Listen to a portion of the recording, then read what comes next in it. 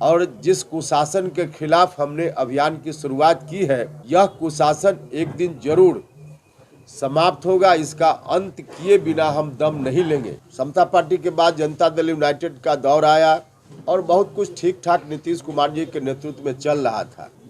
एक विशेष यात्रा पर 28 फरवरी से ही हम लोग निकले हुए हैं।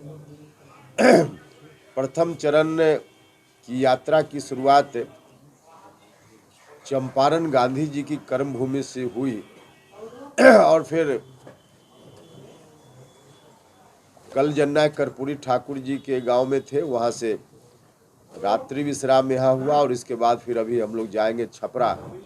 स्वर्गीय जगलाल चौधरी जी का गांव है और फिर चंद्रशेखर सिवान उनका गांव है, वहां जाएंगे। और प्रथम चरण की यात्रा का आज अंतिम दिन है। फिर दूसरे चरण की यात्रा में हम लोग गंगा के उस पार 15 मार्च से शुरू करेंगे और 20 मार्च तक यात्रा चलेगी। तो इस तरह से जहाँ जहाँ महापुरुष हमारे बीच से हुए हैं उनको याद करने के लिए सभी जगह जाने का यह कार्यक्रम है। देखिए, बिहार की राजनीति में एक बड़ा परिवर्तन दिखा और यह मुजफ्फरपुर की धरती हमेशा से बहुत ही महत्वपूर्ण रही है बिहार की राजनीति के लिए और देश की राजनीति के लिए भी। जब हम मुजफ्फरपुर की चर्चा करते हैं तो सहसा हमारे दिमाग में समता पार्टी के गठन का वह दौर भी याद हो जाता है जब फकुली में जॉर्ज फर्नांडिस साहब के काफिला पर हमला हुआ था। तो कारवां की शुरुआत थी उस समय। हमला के बाद जॉर्ज साहब ने कहा कि कुछ भी हमला हो हमारा कदम नहीं रुकेगा और जिस कुशासन के खिलाफ हमने अभियान की शुरुआत की है, यह कुशासन एक दिन जरूर समाप्त होगा। इसका अंत किए बिना हम दम नहीं लेंगे।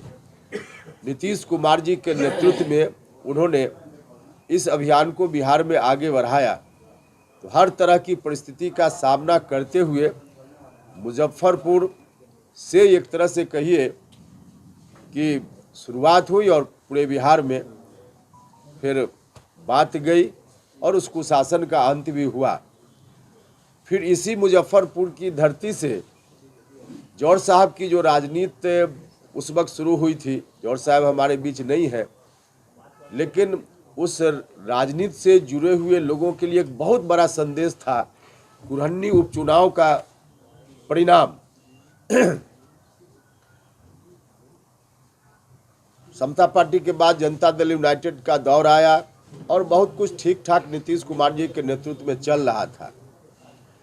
कुरहन्नी का जो उपचुनाव हुआ, उस चुनाव ने एक मैसेज दिया जनता दल यूनाइटेड के तमाम नेताओं के लिए। बड़ा मैसेज था कि आप संभल सकते हैं तो संभल जाइए, वरना आगे बहुत नुकसान होगा आपका भी, और आप नहीं संभले और कोई राजनीतिक हस्तक्षेप अलग से नहीं हुई तो बिहार का भी बड़ा नुकसान होगा।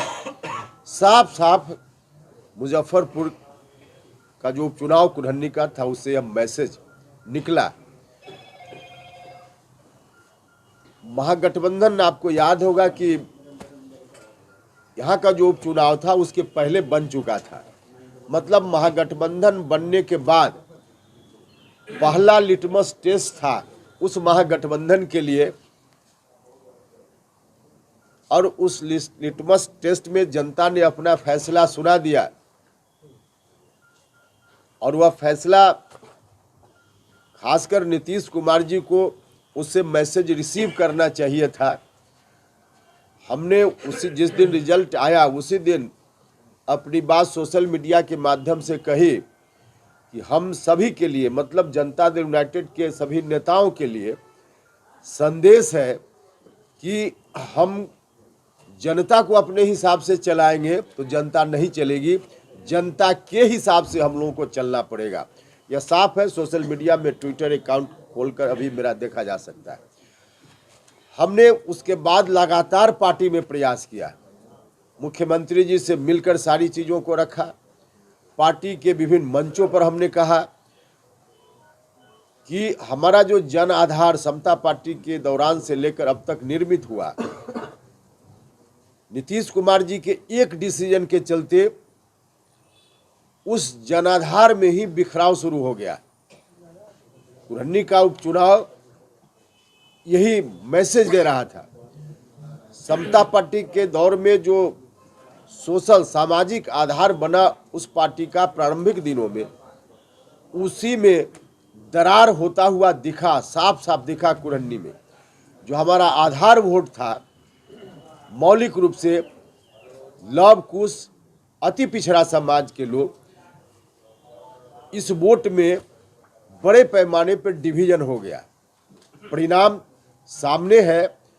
हम लोग न सिर्फ चुनाव हारे, लेकिन चुनाव हार से भी बड़ा एक मैसेज उसमें था। भारतीय जनता पार्टी के उम्मीदवार को जनरल इलेक्शन 2020 में जितना वोट मिला था, लगभग उतना ही वोट इस बार भी मिल गया। जनता दल यूनाइटेड उनके साथ था तो भी उतना ही वोट, साथ नहीं था अभी उपचुनाव में तो भी उतना ही वोट। तो 2020 में जनता दल यूनाइटेड के कारण जो उनको वोट मिला था, वोट बीजेपी को इस बार मिल ही गया। वह वोट भी जेडीयू वाला वोट बीजेपी को मिल गया। इस बात को समझना चाहिए था। हमने बहुत प्रयास किया कि जनाधार हमारा खिसक रहा है, नीतीश जी संभालिए, नहीं तो बहुत नुकसान होगा। लेकिन अपने फैसला पर अडिग रहे। अब उनका फैसला है कि पूरी पार्टी को, पूरा बिहार को राष्ट्रीय जनता दल के हवाले कर दें। फैसला सुना दिया है उन्होंने। हम लोगों ने ऐतराज व्यक्त किया कि नहीं, ऐसा होगा तो न सिर्फ पार्टी का नुकसान होगा बल्कि बिहार का नुकसान हो जाएगा।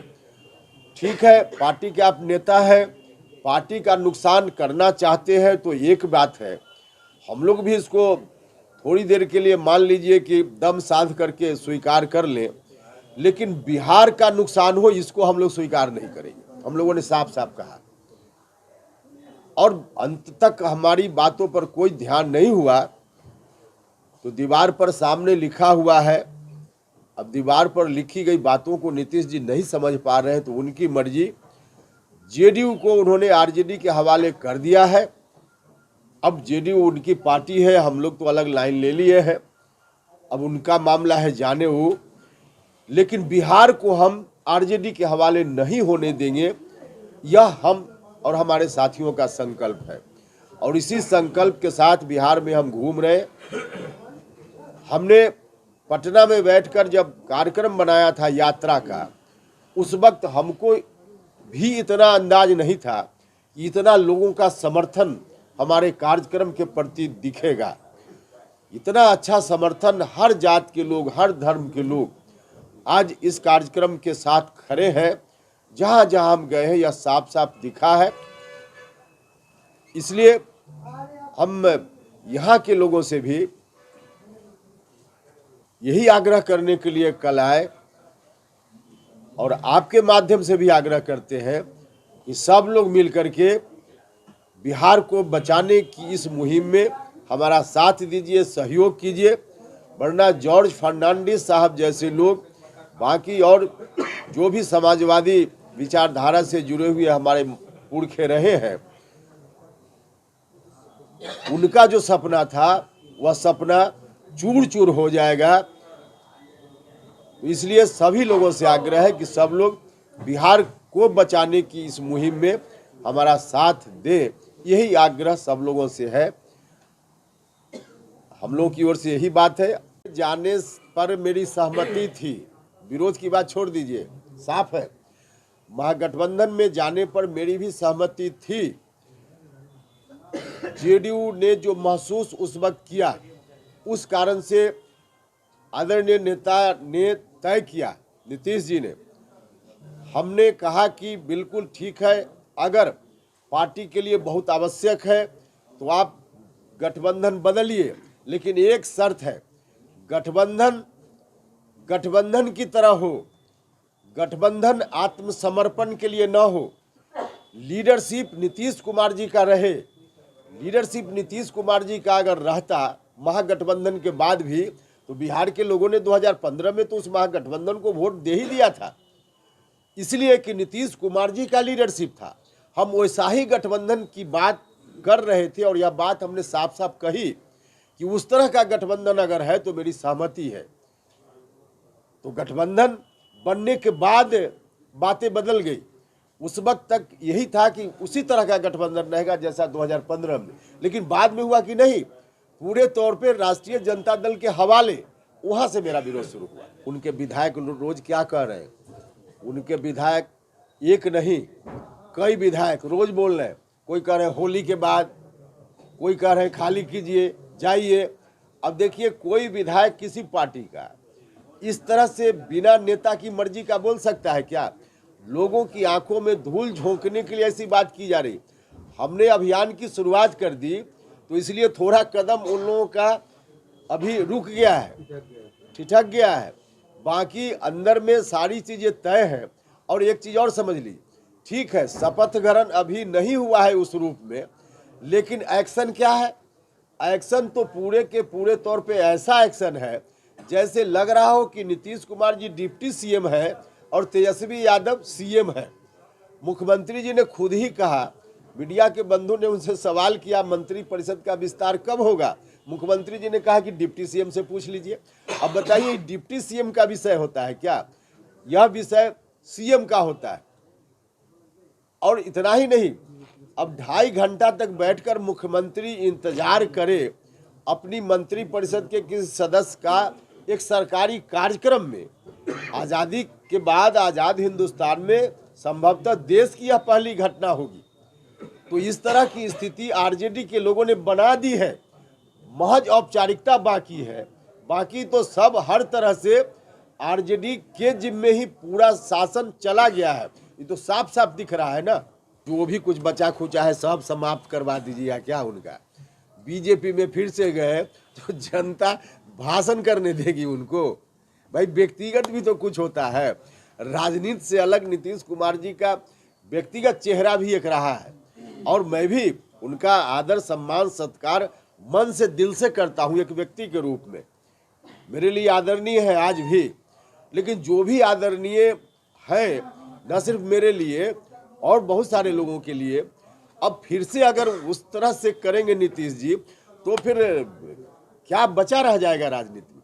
हालांकि यह उनका निर्णय होगा, उसमें मेरे कहने का कोई अर्थ नहीं है, लेकिन मुझको लगता है कि रहा सहा शब्द सब कुछ, अब स्वाहा ही अगर हो जाना है तो फिर उनकी मर्जी, उसमें हम क्या करें।